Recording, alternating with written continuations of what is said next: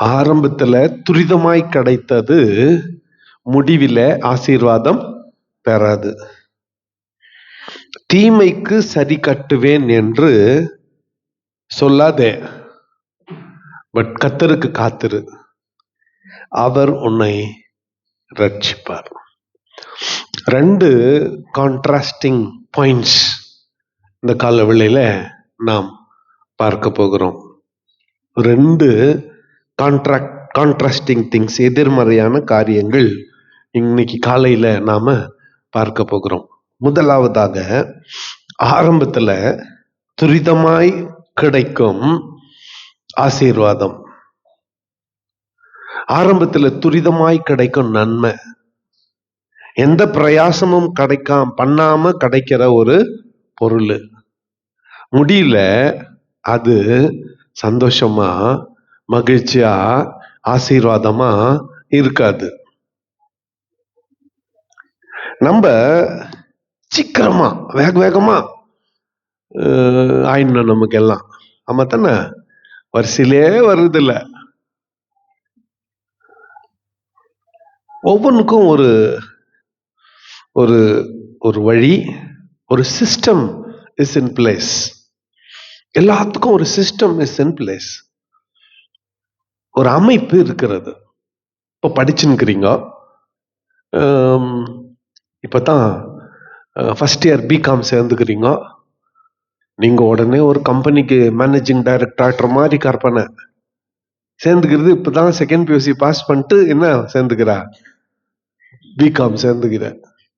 அப்போ பிகாம் முடிச்சு, எம்காம் முடிச்சு, அப்புறம் அதுக்கு மேல தேர்ந்தெடுக்கிற வேலைக்கு தகுந்தமான பிசினஸ் அட்மினிஸ்ட்ரேஷனோ அல்லது சார்ட்டர்ட் அக்கௌண்டன்சியோ ஏதோ ஒன்று முடிச்சு 10 ஆண்டுகள் 20 ஆண்டுகள் ஆரம்பத்துல ஒரு எம்ப்ளாயியா சேர்ந்து மேல ப்ரமோஷன் ஆகி கடைசியா போய் நிக்க வேண்டிய அந்த இடத்துக்கு இப்பவே பியூசி இருக்கிறப்ப கனவு காண்றது.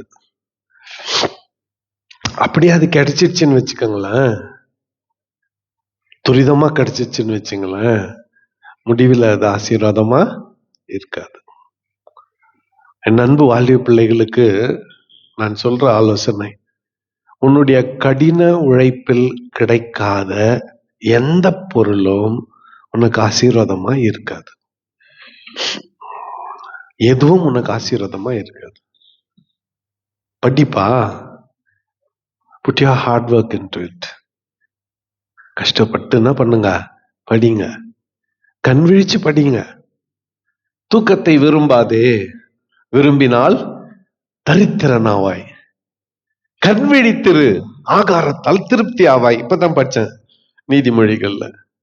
தூக்கத்தை விரும்பாதே, விரும்பினால் தரித்திரனாவாய். கண் விழித்திரு, ஆகாரத்தால் திருப்தி ஆவாய், நீதிமொழிகள்ல. இப்போ படிக்கிற நேரத்துல நீங்க உங்களுடைய கடின உழைப்ப எதுல போடணும்? படிப்புல போடணும். எல்லாம் சீரியல் பார்த்துன்னுக்கிறாங்க, நான் மட்டும் படிக்கணுமா? நீ படிச்சா நல்லா இருக்க போற. எல்லாம் குளிர் கம்பளி பத்தின்னு பத்துனுங்கிறாங்க, நான் மட்டும் நாளைக்கு எக்ஸாமுக்கு படிக்கணுமா? ஆமா. இந்த வசனம் என்ன சொல்லுது? கஷ்டப்படாம கிடைச்ச சுதந்திரம் முடிவுல ஆசீர்வாதம் பெறாது. அப்போ உன் படிப்பை கூட எப்படி வாங்க சொல்லுங்க? கஷ்டப்பட்டு வாங்க. இப்போ எஜுகேஷனல் சிஸ்டம் எந்த அளவுக்கு கவர்மெண்ட் ஈஸி பண்ணி விட்டுச்சுன்னா, ஃபர்ஸ்ட் டிகிரிக்கு அட்மிஷன் ஆகிறதுக்கு ஆளே இருக்கிறது இல்லை எங்க காலத்துல. செகண்ட் பியூசி ஃபெயிலு, போய் போர்டு ரிசல்ட் எல்லாம் பார்க்க வேண்டிய அவசியமே இல்லை. என்ன முறைக்கிறீங்க? எங்க காலத்துல எல்லாம் பியூசி வரலாம் தான். என்டையர் கவர்மெண்ட்ல இருந்து நான் டிகிரி படிக்கிறப்ப 3 பேர் தான் டிகிரி படிக்க போகணும். என்டையர் கவர்மெண்ட் என்ட்ரிஸ் தவிர்த்து வாரண்ட் லைனு டைம் பிளாக்ல இருந்தெல்லாம் 2 பேர் பிஏ, நான் பிஎஸ்சி. முழு கவர்மெண்ட்லயே 3 பேர் தான் போகணும். First grade. அப்ப இத்தனை காலேஜ் கிடையாது, ஒரே காலேஜ் தான், ஃபர்ஸ்ட் கிரேட் காலேஜ் மட்டும்தான். 3 பேர் தான் டிகிரி படிக்க போனோம். பியூசிக்கு ஒரு 50 பேர் போவோம். ஒரு 100 பேர் பியூசில இருந்து செகண்ட் பியூசி ஆன உடனே 3 பேர் தான், 100 பேர்ல இருந்து 3 பேர் தான் டிகிரிக்கு போனாங்கன்னா அப்ப பாத்துங்களேன்.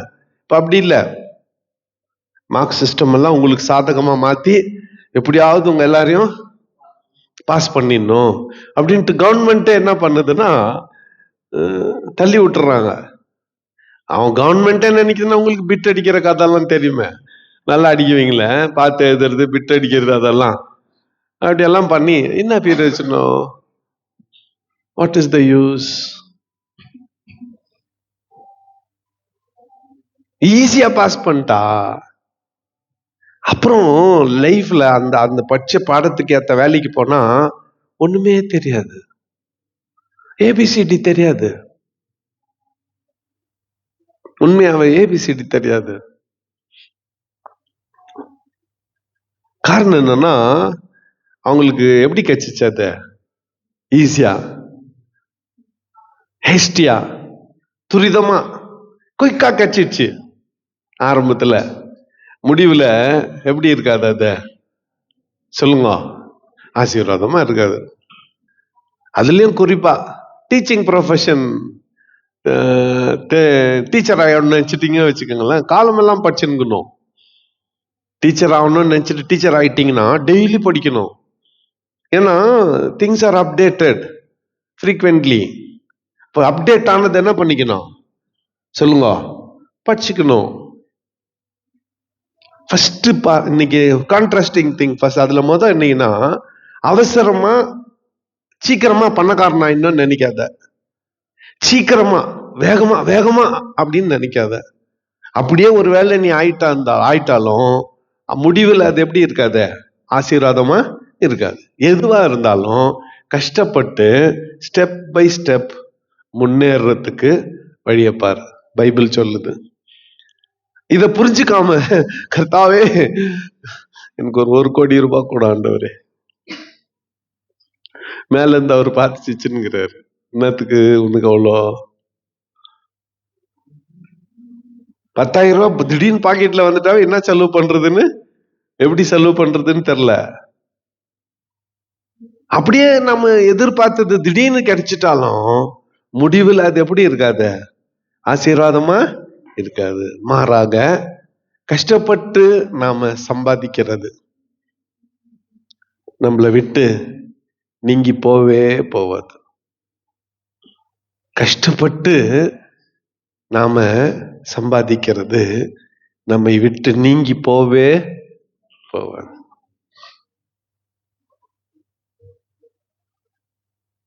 ஸ்டூடெண்ட்ஸ் லைஃப்ல, வாலிப நாட்கள்ல குறிப்பா இத மனசுல வச்சுக்கணும். நிறைய பேர் சொல்லுவாங்க 30 நாட்களில் ஹிந்தி கற்கலாம்னு புக்கெல்லாம் வந்துச்சு. ஆமா தானே? 30 daysல ஒரு லாங்குவேஜ் கத்துக்கலாம் புக்கெல்லாம் வந்துச்சு. புக்கு நல்லா வித்தாங்க, புக் சேல்ஸ் நல்லா நடந்துச்சு. 30 நாள்ல லாங்குவேஜ் கத்துக்க முடியுமா? கத்துக்கணும்னா கஷ்டப்பட்டு என்ன பண்ணோம்? படிக்கணும். இதுக்கு டோட்டலி கான்ட்ராஸ்டிங் திங் அடுத்த வசனம் என்ன சொல்லுது பார்த்தோன்னா, நீதிக்கு நீதி நான் சரி கட்டுவேன், அல்லது தீமைக்கு சரி கட்டுவேன் என்று சொல்லாத, பழி வாங்குவேன் நினைக்காத. எல்லாம் கொஞ்சம் கவனிங்க, இது ரொம்ப முக்கியமானது வாலிப பிள்ளைகளுக்கு. we wanted to revenge, பழி வாங்கணும்னு நினைக்கிறோம். முன்னெல்லாம் ஃபுட்பால் கிரவுண்ட்ல நாங்க ஃபுட்பால் விளையாடுறப்போ கால் அடிச்சுக்குவோம். கால் அடிக்கிறது தெரியுமா? அவன் கால் அடிக்கிறவன் பண்ணுவாங்க அப்படின்னு என்ன தெரியுமா? ஃபுட்பால் ஆடுறப்போ இடிச்சு தள்ளிடுறது, பால் எத்தனை போய் அவன் காலோட சேர்த்து அடிக்கிறது. எங்க சண்டெல்லாம் அப்படித்தான். இப்ப உங்க சண்டெல்லாம் எப்படி? ஸ்டேட்டஸ்ல. எப்படி? ஸ்டேட்டஸ்ல. வெக்கமா இல்ல உங்களுக்கு? ஸ்டேட்டஸ்ல சண்டை. பழி வாங்குறது அதுல. சரி, ஒருத்தர் தீமையாவே ஒண்ணு போட்டாங்க, அதுக்கு நீ ஏன் பதில் சொல்லணும்? ஒரு சூரிய நாய் உன்னை பார்த்து கொலைச்சுன்னுக்குது, நீயும் அதை பார்த்து கொலைக்கணுமா? அடிக்கூடாது. அது உன்னை கச்சிச்சுன்னா உனக்கு சொறி பிடிச்சுக்கும். அதுக்கு அதே சொறி உனக்கு பிடிச்சுக்கும், அதே வெறி உனக்கு பிடிச்சுக்கும்.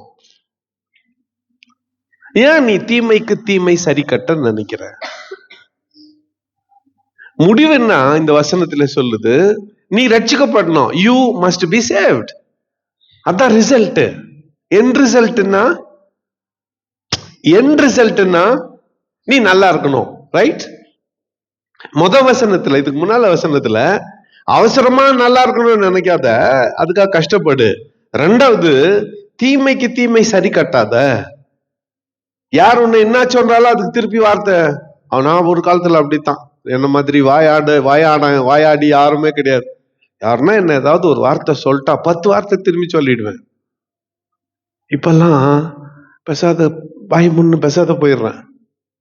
அந்த சீன்ல இருக்கிறது இல்ல. தூரப்பா, ஒய் ஷுட் வி டாக்? ஏன் பேசணும்? நம்ம பேசாத போயிடலாம். பேசுறதுனால நமக்கும் காயம், அவங்களுக்கும் காயம். நம்ம காயப்படுறோம், அவங்களும் படுறாங்க. என்னத்துக்கு பேசணும்? சைலண்டா போயிடலாம். அப்படி போறதுனால என் சமாதானத்தை காப்பாத்திக்கிறேன்.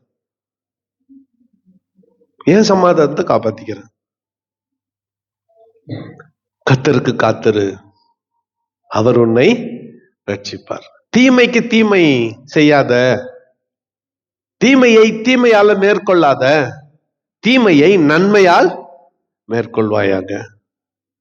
தீமையை நன்மையால் overcome evil by good. You can never overcome evil by evil. தீமையை தீமையால் மேற்கொள்ள முடியாது. தீமையை தீமையால் மேற்கொள்ள முடியாது. தீமையை நன்மையால் தான் மேற்கொள்ள முடியும். நன்மையால் தான் வெல்ல முடியும். எங்க சாத்தான் நம்மை திசை திருப்புகிறான்னா, கண்ணுக்கு கண், பல்லுக்கு பல். அது மோசே கொடுத்த நியாயப்பிரமாணம். அதனுடைய அர்த்தம் என்ன தெரியுமா? ஒருத்தன் ஓங்கி ஒருத்தன் கண்ணுல குத்திட்டான்னு வச்சுக்கோங்களேன், இந்த கண்ணு கலங்கி போயிடுச்சு, யூஸ்லெஸ் ஆயிடுச்சு. உடனே இவங்களெல்லாம் கூப்பிடுவாங்க, பஞ்சாயத்து கூப்பிடுவாங்க.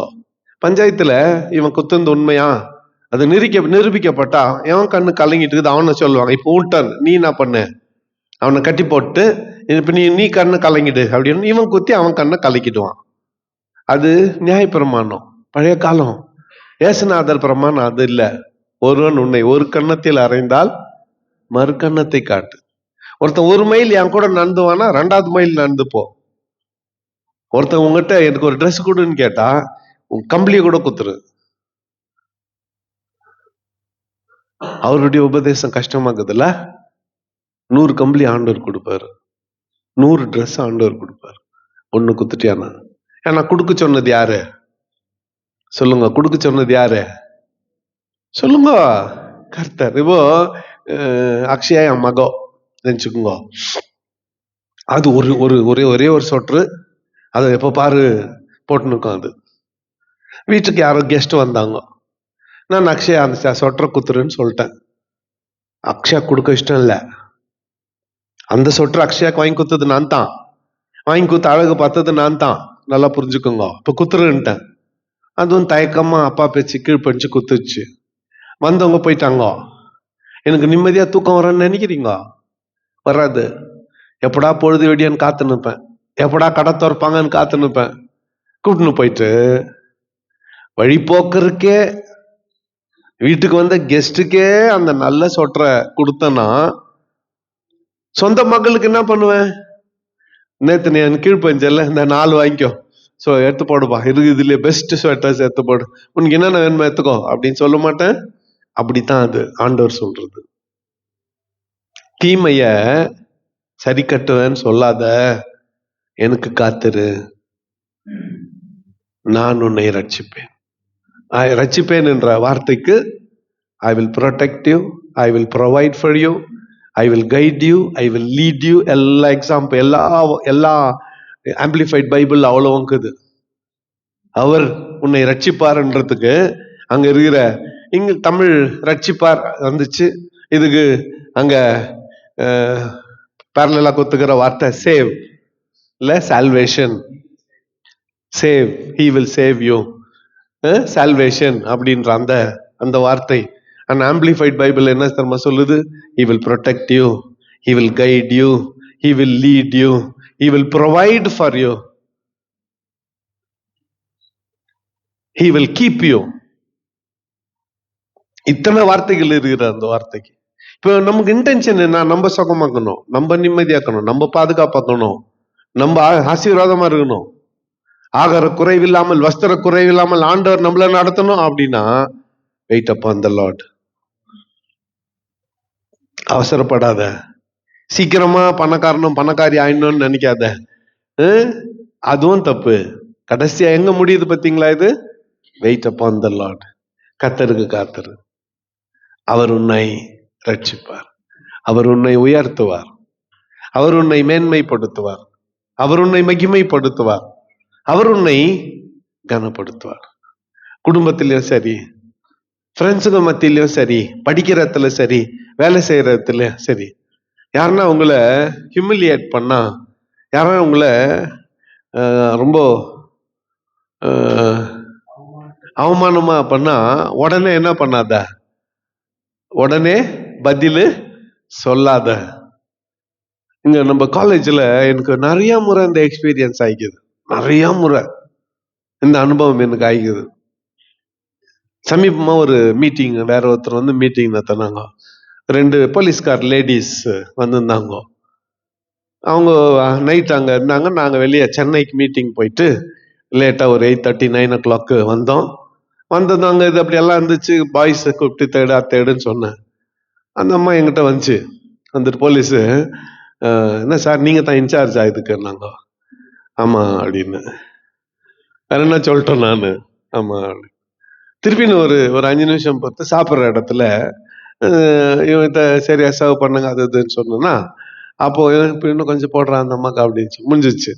அன்னைக்கு நைட் அவங்க வெளியே உக்காந்துக்கணும் அப்படிங்கிறது அவங்க வேலை.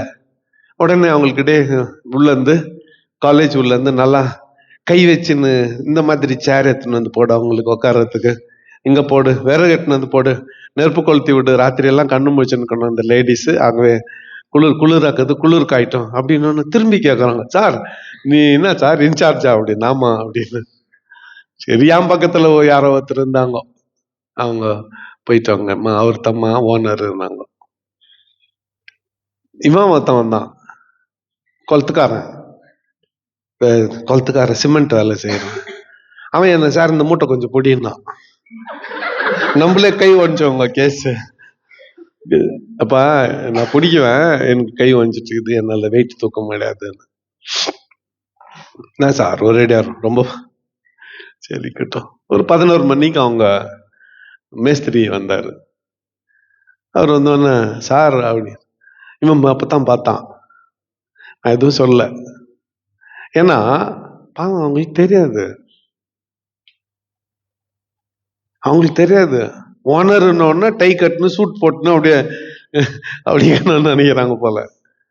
நல்லா கேட்டுக்குங்க, தாழ்மை தான் உனக்கு ஐஸ்வர்யத்தையும் கனத்தையும் ஏற்படுத்தி கொடுக்கும். It's humility which gives you riches and honour. தாழ்மை தான் உன்னை வந்து ஐஸ்வர்யத்தையும் கனத்தையும் கொடுக்கும். நம்ம வேலை செய்யறதுல கூட ரொம்ப எஸ்டாப்ளிஷ் பண்ணதுக்கு போவாதீங்க எதையும். God will stand for you. ஆண்டவர் உனக்காக நிற்பாரு, ஆண்டவர் உனக்காக நிற்பாரு, ஆண்டவர் உனக்கு துணையா. படிக்கிற ஃப்ரெண்ட்ஸ் சர்க்கிள்ல கூட எப்ப பாரு உன்னை யாருன்னா கேவலமா பேசினா உடனே பதில் சொல்லாத, நீ அமைதியா போ. God will intervene. கர்த்தர் இடைப்படுவார். ஆண்டவர் இடைப்பட்டார்னு நினைச்சுக்கோங்க, உன்னை யாரும் ஒண்ணும் பண்ண முடியாது. ஆண்டவர் பார்த்துக்குவாரு. Don't worry, I will take care ஆண்டவர் சொல்லிட்டாருன்னா ஆண்டவர் பார்த்துக்குவார். சரி, இந்த காலை செய்தி தான் என்ன? ரொம்ப சிம்பிள். கர்த்தருக்கு காத்திரு, வெயிட் upon the Lord. அவர் உன்னை ரட்சிப்பார். He will save you, he will bless you, he will deliver you, he will protect you and he will provide for you. அவர் உன் தேவைகள் எல்லாம் சந்திப்பார். சின்ன தேவையோ பெரிய தேவையோ. சிலர் வாழ்க்கை வந்து போராட்டம் தான், சிலருடைய லைஃபே போராட்டம் தான். அந்த போராட்டத்துல இந்த இப்போ எல்லா வீடுகளையும் சந்திச்சுட்டு நிக்கிறேன், 1-2 வீடுகளை தவிர. கிறிஸ்துமஸ் முன்னிட்டு எல்லா வீடுகளையும் சந்திச்சுட்டு நிக்கிறேன். எவ்வளவு விசுவாசிகள் போராட்டத்துல இருக்கிறார்கள்னு எனக்கு தெரியுது. ரொம்ப சந்தோஷமா உங்க வீட்டுல வந்து நீங்க குத்த கேசரி பாத்து, அப்புறம் கேக்கு, பஜ்ஜி இதெல்லாம் சாப்பிட்டு மட்டும் வந்தா நினைக்காதீங்க. I was keen on observing. ஒவ்வொரு வீடும் எப்படி இருக்குதுன்னு ஒவ்வொரு வீட்டையும் பார்த்துன்னு தான் இருந்தேன், பார்த்துன்னு தான் வந்திருக்கேன். God will bless you in His time, in due time. அவருடைய நேரத்துல கர்த்தர் உங்களை என்ன பண்ணுவாரு? ஆசீர்வதிப்பார். கர்த்தருக்கு சொல்லிடுங்க கடைசியா ஒரு முறை, கர்த்தருக்கு அவர் உன்னை ரட்சிப்பார். கண்களை மூடி நாம் ஜெபம் செய்வோம். ஜெபிக்கிற இந்த நேரத்தில்